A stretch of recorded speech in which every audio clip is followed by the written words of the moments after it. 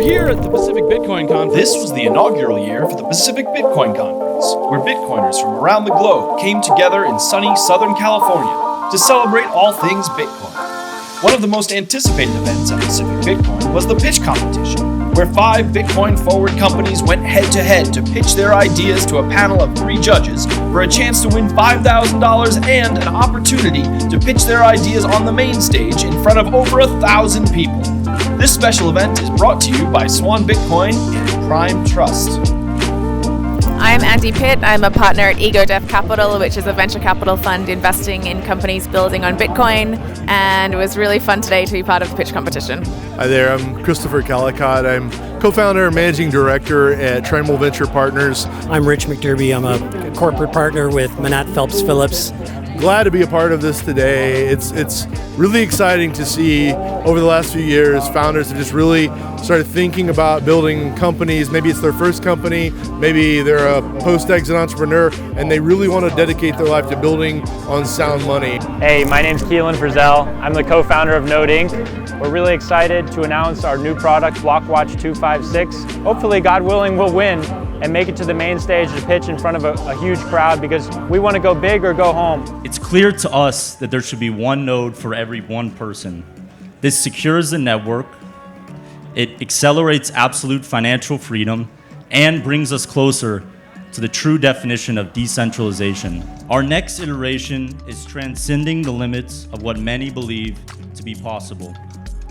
BlockWatch 256 is a mining rig for your wrist. There's a reasonable chance that Node will be seen among the likes of smartwatches and fitness trackers in brick-and-mortar stores across the country. That's coiner time. That's the block height right there. So elections are broken and TrueVote fixes this. So voter turnout is low because it's difficult to vote. People don't want to stand online. They don't want to fill out mail-in ballots. They don't want to deal with it. And we're seeing that more and more with the younger generations. They just want to use their phone. There's a core developer named Peter Todd who was around in the early days of Bitcoin, and he created something called open timestamps, which is a way of hashing data against the Bitcoin blockchain to prove that that data was indeed what it is at that point in time. So I'm using that technique to prove that your ballot was not altered. What is the feedback you're getting from the people who run elections, i.e. politicians and government entities, around whether they want to use digital voting and why they would want to use a product like this? There's a lot of political forces that don't want it to be easy for people to vote. I don't want to hear that this can't happen.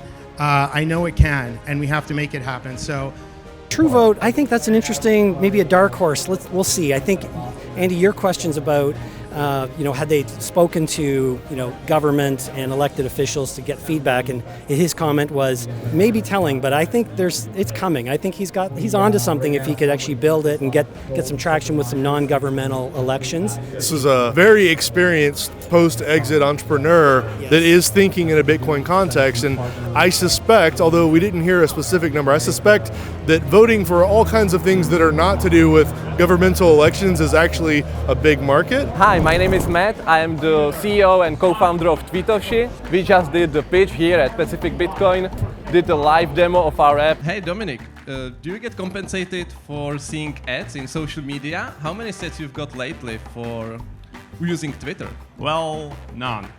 Okay, hey Dominic, I really like your tweet. I wanna not only like it, but I want to send you some sets for it with just one click of a button inside the Twitter app. How can I do that? You can't right now. But if you could, it would really motivate me to post better memes on social media. Every Bitcoiner is on Twitter, but Twitter still lacks a lot of features that Bitcoin unlocks. So it's fully functioning Twitter client, but not only that, you also have a built-in Lightning wallet. So Twitoshi, these guys just cracked me up on stage. I thought the back and forth between them was really good. I can just see the feedback, and all of a sudden you're making sats and on things that you're supporting and things that you're liking. So I think it just feeds into kind of where we are right now on an influencer economy. So I like that aspect of it as well. Another one we thought was very interesting was Cloaked. We think that they're providing a service which is very necessary, very interesting, certainly addressing a problem. I'm Jonathan Wilkins, the CEO of Cloaked Services. We just finished pitching the Pacific Bitcoin pitch contest. At Cloaked Services, we're building the next generation of privacy infrastructure for the internet. We originally actually met working at a company called Zero Knowledge Systems, building the Freedom Network. So the Freedom Network was the world's first privacy network using onion routing. But during this time, we retained this passion and belief that everyone should be able to connect to the internet easily and privately. The current communication systems we have are based on some pretty ancient bones of previous protocols. This means that surveillance is disturbingly easy. From mobile operators that collect and resell your location and other private data, to ISPs that are watching where you're going online and inserting ads into your traffic. The reason why we've chosen this as one of our critical product strategies is because if we're going to build a world where communication is private, we can't ignore wireless. We can't ignore the fact that the current wireless infrastructure de-anonymizes everybody. And the only way to compete with that without raising $1 trillion to compete against them is to build this mesh network kind of with other people paying for these nodes profitably. So within densely populated urban centers, all of a sudden you slip onto the Cloaked wireless network, and now we can make those commitments. Now we can deliver enhanced privacy that existing wireless networks can't do today. It seems like their first horizon is more focused on the telco space and security rather than necessarily being core to Bitcoin, while their second horizon around the VPN is more core to Bitcoin, but they're sort of quite separate businesses. Aloha! My name is Nathaniel Harmon from OceanBit. We're going to unlock the energy of the ocean. There are trillions of dollars in ocean industry markets that are suppressed solely by the cost of energy in the middle of the ocean. Okay, marine diesel, bunker fuel, the worst. And outside of that marine diesel, there is only one other source of energy that can meet that demand. Ocean Thermal Energy Conversion, or OTEC, is the largest untapped energy source on the planet. It's not rocket science, it's plumbing. It is a heat engine driven by the difference in temperature between warm surface water and deep cold water. This is a baseload renewable energy source that is cost competitive, and because it's offshore, it's mobile. It is the only energy source that can be picked up and deployed quickly. And for the first time in history, we have a reoccurring revenue source with Bitcoin mining. OceanBit, I mean, amazing presentation and team, and the passion obviously is incredible. It's a big vision. It requires a lot of capex. It's going to require a lot of things going right, but absolutely love the passion. One of the great things about Bitcoin and what it's doing to the world, the universe of entrepreneurs, it's making people revisit very old problems. So the energy company, for example, would do well to talk to some of the foundations in the world that are looking to put money to work, exploratory R&D, and prove something that's hard. And now that they've got a fix, the solve that Bitcoin brings to it, they're able to revisit something that's been around, he said, literally for 100 years. So that was interesting for me. And I think with that, we're at time. Awesome.